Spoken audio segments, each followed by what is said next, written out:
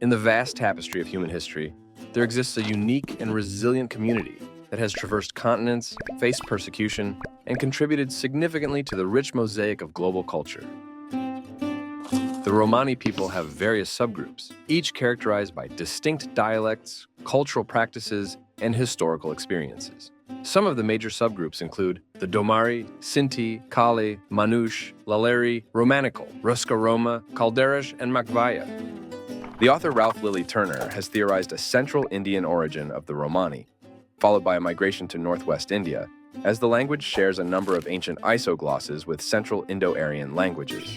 On the way from India to the Balkans, Romani picked up words from Persian, Armenian, and Greek cultures, which indicate they must have stayed in or traveled through areas where these languages were spoken. The reason behind their constant movement was finding new markets for their goods and craft services. They usually had certain places where they would settle down for short periods. Many had permanent winter places, or they sought shelter on farms, boathouses, old huts, or posting stations. During summer, they settled on plains, coves, and open spaces where they had access to clean running water.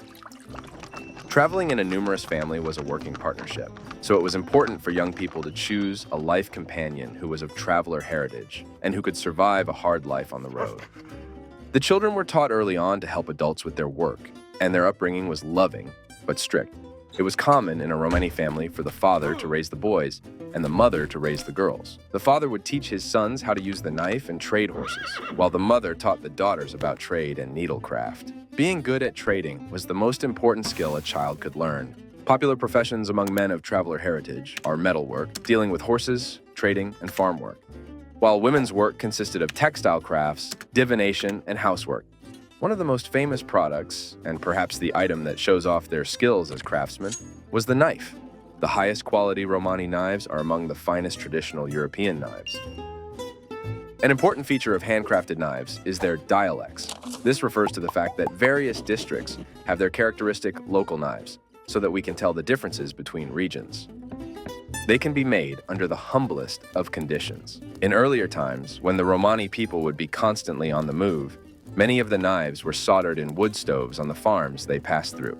They were often made for an agreed price, and when the buyer was unwilling to pay much, the knife had to be simple.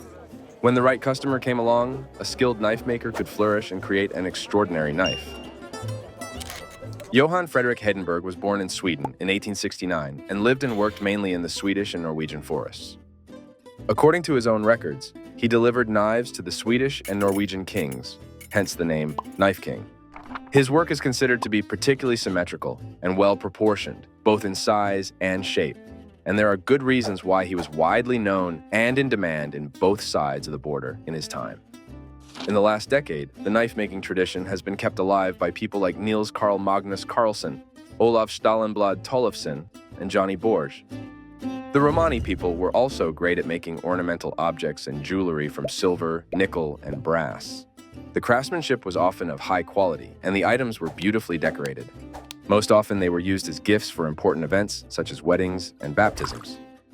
A popular wedding gift among the Romani population of Northern Europe was the Nana candlesticks, which can be found in many homes in the western part of Norway. When a couple got engaged, the girl received a thick gold ring called a solder ring. Other common popular gifts included a coffee chest or a filigree brooch. These items, along with the ring, were the first and most important things a man would give his wife. If he couldn't make the chest himself, he would get someone else to do it for him. It was supposed to include a coffee pot, a coffee grinder, and a coffee can. These would all be made of nickel silver and were carefully decorated. Clothing was usually obtained through bartering, so the Romani people dressed according to what they had access to. Long skirts, colorful shawls, large filigree brooches, earrings, and combs were important elements of a Romani woman's clothing, and their style emphasized the cultural tradition of displaying your wealth as a sign of good fortune. One item that might seem familiar is the diklo, which is a traditional headscarf worn by married Romani women. Men's clothing was standard throughout their respective clan, and the sharing of clothes between clan members was seen as a symbol of brotherhood. A man's outfit commonly consisted of a wide-brimmed hat, a colorful scarf fastened with a large ring, and a shirt, or vest, which was often made of leather with silver buttons. The outfit included a jacket and trousers that were held up by a studded belt. A pocket watch hung from the vest, and there was a leather wallet in the trouser pocket. A knife was attached to the belt or lay in a loose sheath in the pocket, and they usually wore tall boots on their feet. The men often wore jewelry, the most significant being the pledge ring, a very wide gold ring that could be used as a pledge if a man did not have enough cash while trading. The traveling way of the Romani people was based on swapping goods and services with the residents. And like so much else in their culture, food traditions have evolved along with local traditions among native cultures. Unlike farmers who had room to bake, cure, juice, and pickle, the travelers' ever-moving life provided limited opportunities. Romani dishes are usually made hot and spicy with the use of paprika, garlic, and bell peppers. Stews are common, and potatoes are also a staple in their diet. Meat, and especially pork, was a clear favorite, but it was not available on a daily basis for many, so the main meal of the day was porridge, and the whole family drank coffee, including the children. But it wasn't all about body nourishment. After a good hearty meal, Romani children are initiated into the world of music through an informal, familial apprenticeship.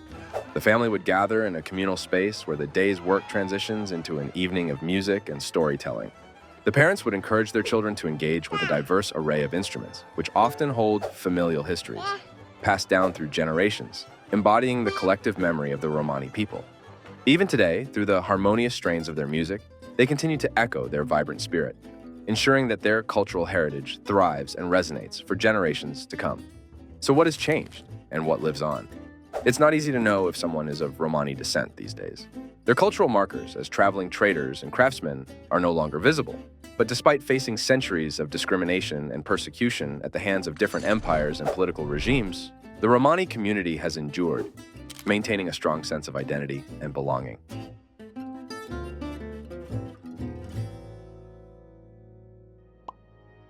Thank you for watching. If you liked what you saw and would like to see more, please consider becoming a supporter of this channel on Patreon. Link is in the description.